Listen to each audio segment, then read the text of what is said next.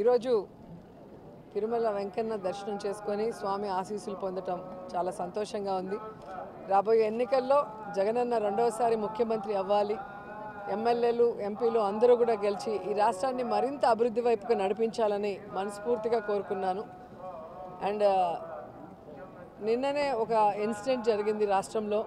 నిజంగా ప్రతి మహిళ కూడా బాధపడే విధంగా ఈరోజు గీతాంజలి తన జీవితాన్ని చాలించడం చాలా బాధేస్తుంది. కేవలం ఇన్నోసెంట్గా తనకొచ్చిన ఇంటి పట్టాని సంతోషంగా మీడియాకి చూపించి ఆనందంగా మాట్లాడటమే ఆవిడ చేసిన తప్ప అని నేను అడుగుతున్నా. ఈరోజు ఐటీడీపీ కానీ జనసేన కానీ ఏ విధంగా ఆ అమ్మాయిని వల్గర్గా మెసేజ్లతో కానీ వీడియోస్తో ఎంత వేధించారో ఈరోజు అవన్నీ చూస్తుంటే మహిళని గౌరవిస్తున్న ఈ పుణ్యదేశంలో ఇలాంటి ఘటన నిజంగా చాలా దురదృష్టకరం. ఎవరైతే ఈ కార్యక్రమం చేసి ఆ అమ్మాయి చావుకు కారణమయ్యారో వారందరికీ పనిష్మెంట్ ఇవ్వాలని భగవంతుడిని మనస్ఫూర్తిగా కోరుకున్నా. అలాగే గీతాంజలి ఆత్మకి శాంతి కలగాలని మనస్ఫూర్తిగా కోరుకుంటూ, నిజంగా ఈరోజు ఇద్దరు ఆడబిడ్డలు తల్లి లేని బిడ్డలుగా మిగిలిపోవటం దురదృష్టకరం.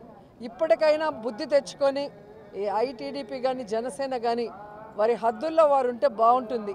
మహిళలు అంటే చులకనగా మాట్లాడటం, వల్గర్గా మెసేజ్లు పెట్టడం, చివరికి మనిషి ప్రాణాలు తీసుకునే స్థాయికి వాళ్ళని హ్యూమిలేట్ చేయడం కరెక్ట్ కాదని కూడా ఈ సందర్భంగా తెలియజేస్తూ, సో మహిళలందరూ కూడా దీని మీద గట్టిగా స్పందించాలి, ఒక నిర్ణయం కూడా తీసుకోవాలి. రాబోయే ఈ ఎన్నికల్లో మహిళల్ని చులకనగా చూసే, మహిళల్ని కేర్లెస్గా చూసే, మహిళల జీవితాలని నాశనం చేసే ఆ తెలుగుదేశం జనసేనని తరిమి కొట్టాలని కూడా కోరుకుంటున్నా.